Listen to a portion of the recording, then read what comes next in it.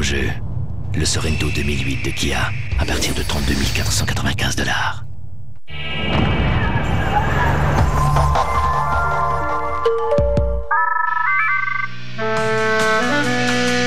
La facture, émission numéro 393.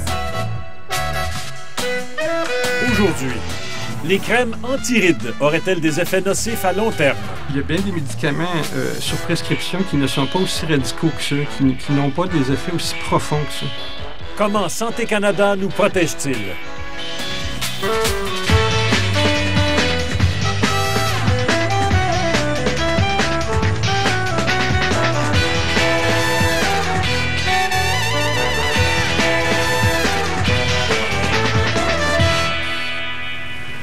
Bonsoir, bonne année, bienvenue à La Facture.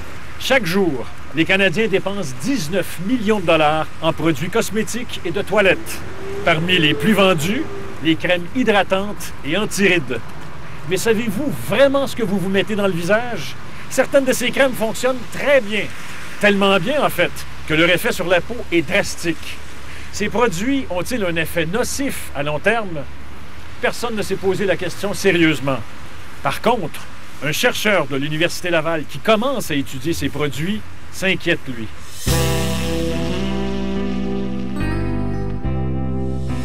Employez la crème Noxema.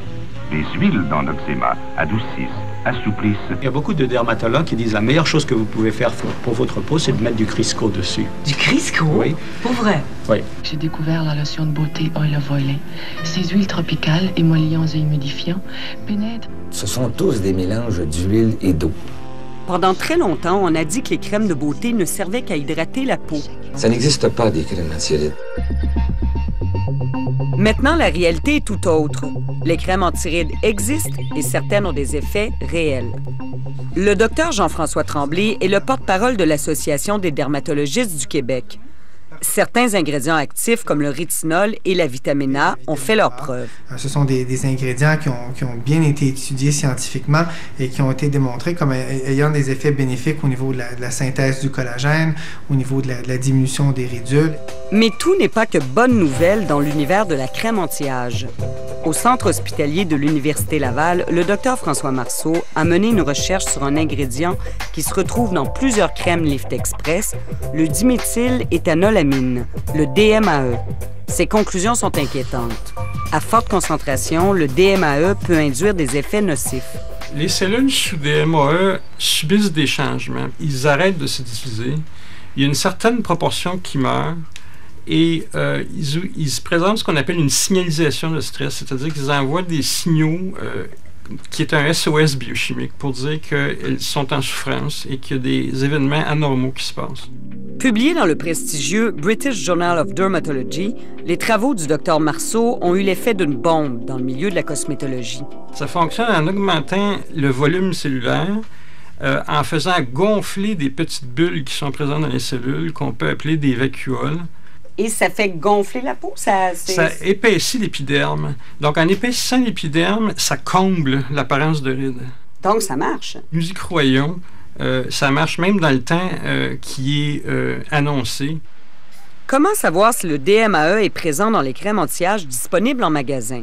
Guillaume Morissette, le chercheur principal de l'étude sur le DMAE, nous renseigne. Est-ce qu'il y a d'autres produits qui sont les équivalents du DMAE? Il y a plusieurs amines qui ont la capacité d'induire de la vacuolisation. Plusieurs produits sont donc l'équivalent chimique du DMAE. La triéthanolamine, le THPE, la diéthanolamine et le méthyldiéthanolamine. Tous ces produits ont donc les mêmes effets positifs et négatifs que le DMAE étudié par le Dr Marceau. On va regarder si on trouve tous ces produits-là, le DMAE ou l'équivalent sur les produits de beauté. Chez Biotherm, on peut regarder un Biofirm Lift. Alors ici, on voit qu'il y a de la triéthanolamine. Donc, c'est une des amines que nous, on a vu qui pouvait induire de la vacuolisation cellulaire. Chez Clarins, maintenant, Suprasérum haute exigence. Encore une fois, de la triéthanolamine. C'est pas évident, hein, regarder ça, c'est écrit petit. Oui. Ah, je viens de trouver ici. Triéthanolamine. Encore ici, qu'il y a de la triéthanolamine. peut voir qu'il y a du THPE et du tétrahydroxypropyléthylène-diamine. Donc de la même famille là, que le DMAE. Absolument. Jusqu'à tout récemment, certains produits rock affichaient fièrement contenir du DMAE. Aujourd'hui, on y retrouve plutôt du THPE, une amine chimique équivalente. On n'a pas trouvé jusqu'à maintenant du DMAE, hein? Non. Il semble ne pas en avoir dans les différents produits qu'on a regardés. Guillaume, on a fait un petit magasinage très rapide. En conclusion, qu'est-ce qu'on peut dire? Bon, on a trouvé principalement de la triéthanolamine, qui est une de nos amines dont on sait qu'elle cause la vacuolisation cellulaire. Par contre, on ne peut pas savoir à quelle concentration ces agents-là se retrouvent dans les différents produits.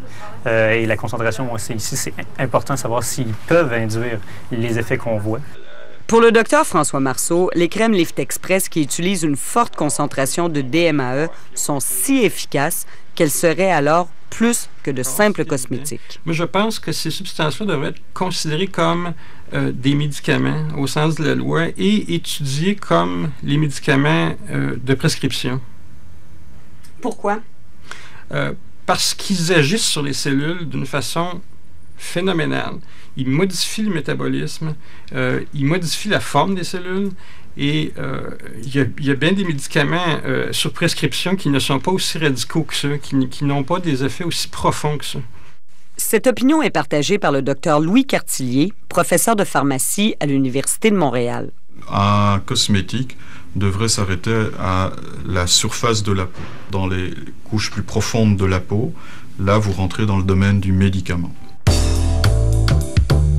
Bien loin de cette question, pour les consommatrices, ce qui compte, c'est de savoir si les Lift Express fonctionnent. Nous avons donc décidé de mener notre propre test maison. On met les 3 produits, vous essayez les 2 premiers chez vous, vous écrivez vos commentaires, puis on se revoit pour le 3e. Mary, Eve et Susanna ont accepté d'être nos complices pour essayer et commenter 3 Lift Express, choisis dans 3 gammes de prix. L'Oréal, Revitalift, Rock, Sérum, Lift immédiat. Chanel, ça agit en 10 minutes. Super. Ces 3 Lift Express contiennent une amine de la même famille que le DMAE. Nous avons contacté les fabricants de ces produits ainsi qu'une dizaine d'autres qui utilisent ces amines. La plupart ne nous ont jamais répondu ou ont refusé nos demandes d'entrevue. Seul Clarins a accepté. La définition de la cosmétique, heureusement, elle a une activité, c'est qu'elle s'adresse, elle ne modifie aucun caractère pathologique sur votre peau. Est-ce que vous utilisez dans vos produits de beauté du DMAE? Non. Est-ce que vous utilisez d'autres produits de la même famille chimique que le DMAE? Alors, comme la triéthanolamine. La triéthanolamine est le seul qui reste présent dans une vingtaine de nos formules sur nos 400 formules. Mais... Lionel de Benetti affirme que cette amine est utilisée chez Clarins de manière totalement sécuritaire. Pour sa part, le groupe L'Oréal, qui comprend plus d'une vingtaine de marques, nous a répondu par écrit ne pas utiliser de DMAE. Par contre, L'Oréal utilise de la triéthanolamine comme agent alcalin pour ajustement du pH dans quelques produits. On réunit nos 3 consommatrices pour qu'elles essaient ensemble le dernier Lift Express, celui qui promet des résultats visibles en 10 minutes seulement. C'est un masque Chanel. Appliquer 10 minutes en couche épaisse sur tout le visage et le cou, démaquiller et rincer à l'eau tiède. C'est très doux. Froid. Ça s'applique très, très bien. Il me semble qu'il est gorgé d'eau. Tout le monde a fini? On attend 10 minutes et on va voir votre transformation ensuite. Est-ce que vous conseilleriez à une femme de se mettre une crème avec du DMAE chaque jour? Moi, je lui dirais, le risque pour ce genre d'utilisation-là est mal mesuré ou non mesuré. Est-ce que vous oseriez vous mettre une crème avec du DMAE chaque jour? La réponse est non. Le porte-parole de l'Association des dermatologistes prend ses distances avec l'étude du docteur Marceau. Enfin, pour avoir lu l'étude moi-même, en fait, j'étais un peu surpris des résultats, mais en même temps, je n'ai pas pu conclure personnellement que c'était un produit qui était nocif pour l'utilisation chez les patients. Toutefois, après notre entrevue avec le docteur Tremblay, nous avons découvert qu'il est associé à un produit de la ligne La Roche-Posay, marque qui appartient à L'Oréal. Nous avons rappelé le docteur Tremblay. Il nous affirme qu'il n'a pas été payé pour être associé à cette publicité. Alors, opération démaquillage. Merci. On enlève le masque. Merci. Et on voit le résultat. Est-ce que vous voyez une différence avec tout à l'heure? Ben. Vous sentez-vous la peau plus lisse? Moi, je vois pas aucun effet, là, aucune différence, à part d'avoir des plaques rouges. Là. J'ai les yeux encore qui palpitent face au parfum. Mary, Eve et Susanna font le bilan des 3 crèmes Lift Express. L'Oréal, au niveau des cernes, je trouvais que c'était bien. On dirait que ça avait un effet aussi tenseur, là. La texture, tout ça, je trouve que c'est quand même assez bien, ça s'applique bien. Rock, je trouvais que ça asséchait la peau. Je préfère comparativement à la première. T'as une plus belle peau, il y a tu sais, t'as une plus belle teneur de peau. Chanel, au début, semblait créer un inconfort, mais là, ça donne la peau toute douce. Moi, ça m'a fait des plaques. Est-ce que vous allez continuer à utiliser les 3... Le dernier, c'est sûr que il sera pas utilisé, c'est sûr. La quasi-totalité des études produites sur ces crèmes sont réalisées par l'industrie. L'étude du Dr François Marceau est l'une des rares analyses scientifiques indépendantes sur ces produits. Il faut dire que c'est un monde qui ne révèle pas facilement ses secrets. La publication de la liste des ingrédients composant ces crèmes n'est obligatoire que depuis 1 an. Après la pause, comment Santé Canada nous protège-t-il?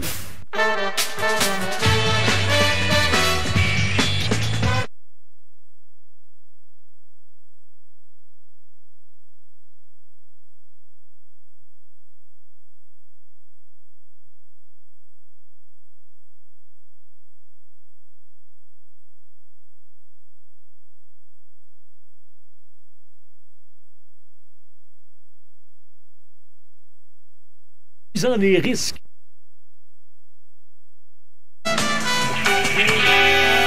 La facture!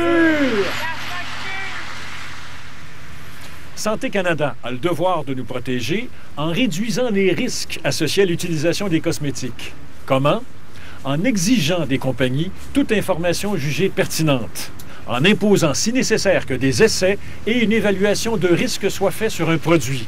Ça va loin, mais il s'agit de notre santé, de nos visages. Santé Canada s'acquitte-t-il bien de ses obligations?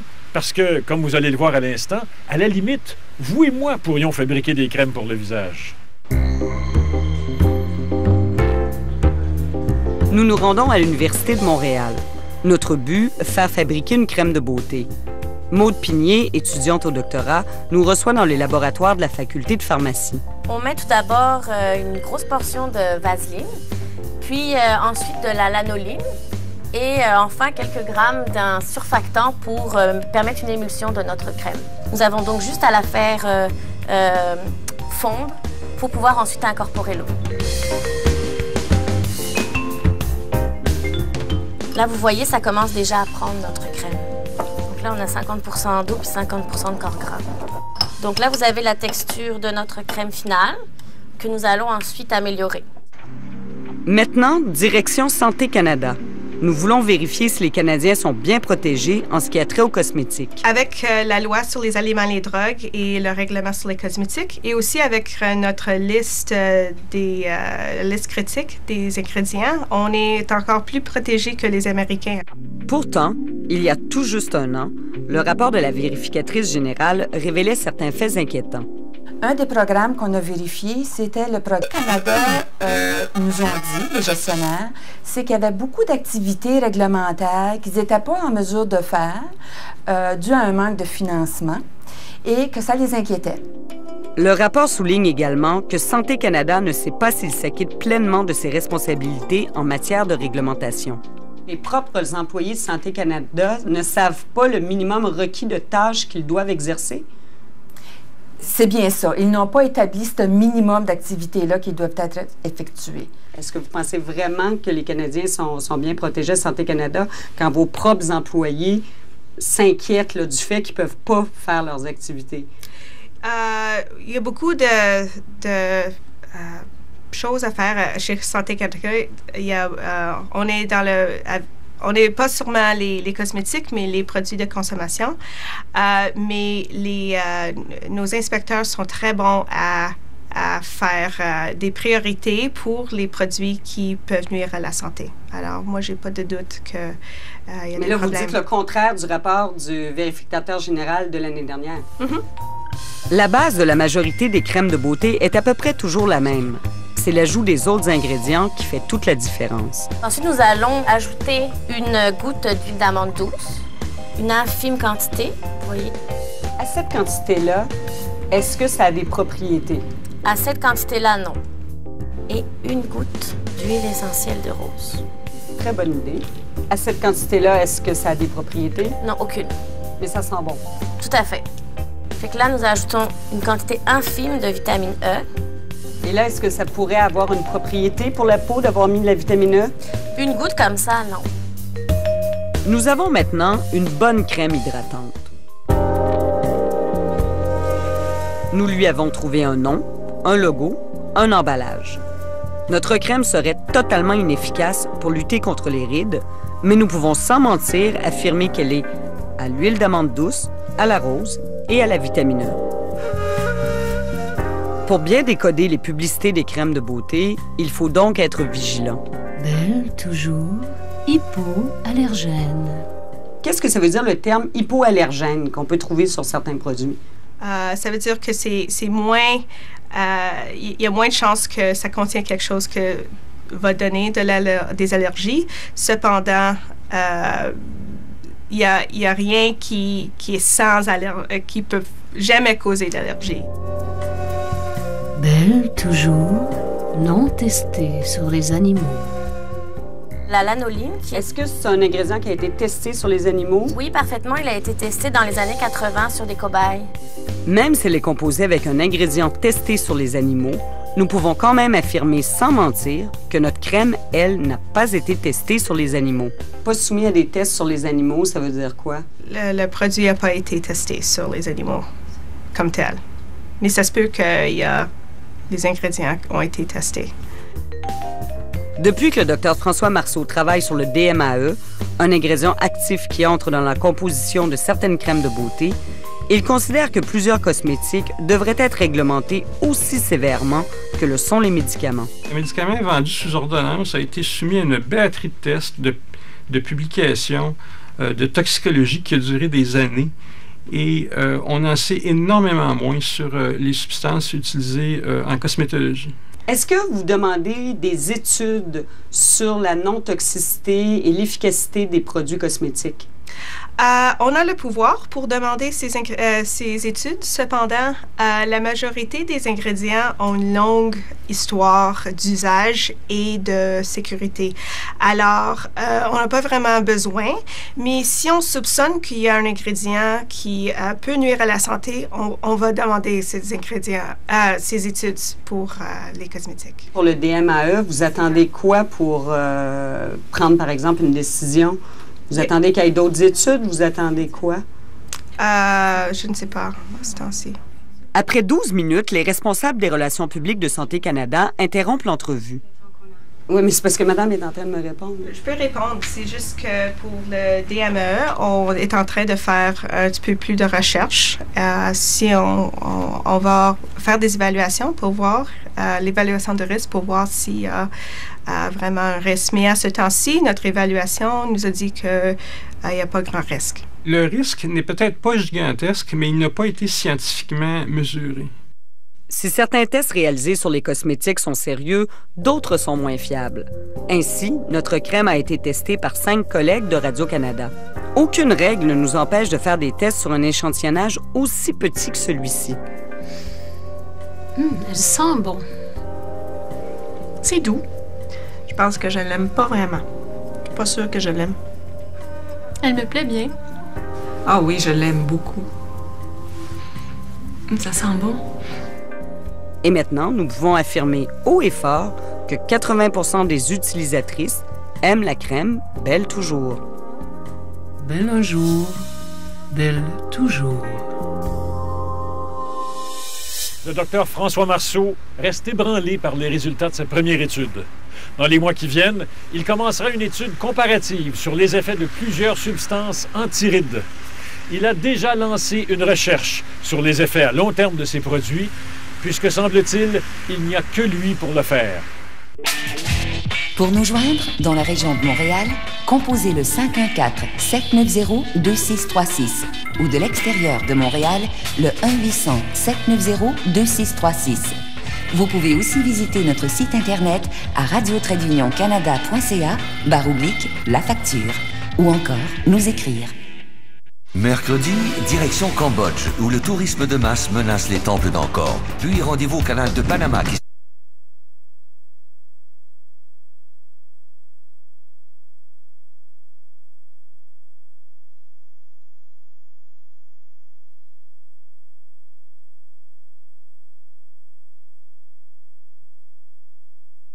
Nicole Kidman. Revenez.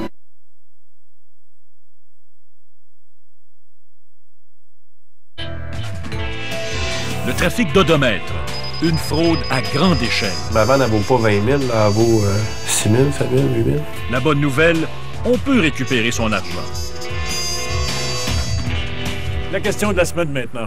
Depuis maintenant plus de 12 ans, nous vous parlons chaque semaine des relations que nous avons comme citoyens avec le monde marchand. Je pense bien sûr aux commerçants, aux fabricants et aux entreprises de services. En ce début d'année 2008, quels souhaits feriez-vous? D'abord à nous comme citoyens, puis à tous ces artisans du monde marchand. En fait, c'est sûr que le TPS va encore diminuer à 5 à partir de janvier, mais si on pouvait payer encore un peu moins de taxes, ça serait bien. Il me semble que c'est toujours le contribuable qui a à payer. Bien, d'acheter intelligemment, de ne pas tout surconsommer. Qu'on retrouve un peu la force de notre dollar versus ce qu'on retrouve comme prix aux États-Unis. D'acheter chez nous pour chez nous, en 2008. Avoir comme qu'ils font en Europe, un taxe qui est compris dans le prix de vente, déjà, ça sera une très bonne idée. Comme ça, on va au magasin puis on sait, bon, ça me coûte 14, mais c'est 14, faut pas le figurer. Moi, ce que je ferais aux marchands, c'est peut-être d'être plus à l'écoute de nous. Ben, que leur commerce aille très bien et puis qu'il y ait moins de faillites peut-être. Puis pour les commerçants, ben, je pense qu'ils font beaucoup de profit déjà. Je leur souhaite rien de spécial en plus de ça. Si vous voulez voir ou tout simplement revoir nos reportages, rendez-vous sur notre site Internet. Dans les semaines qui viennent, nous revenons sur la question des odomètres trafiqués. Nous vous expliquerons, entre autres, comment certaines institutions financent l'achat des véhicules trafiqués. Nous vous raconterons aussi l'histoire d'un passager d'Air France victime d'un accident vasculaire cérébral. À Paris, les ambulanciers qu'il transportait d'urgence avaient forcé sa conjointe à arrêter à plusieurs guichets automatiques pour être certain d'être payé. Voilà, je vous quitte là-dessus. Merci beaucoup d'avoir été là. Passez une très bonne semaine. Je veux que tu rendes Diane heureuse. Quoi? Je la laisse. François? J'aurais dû t'appeler. Hi, is Maxime Bélanger here?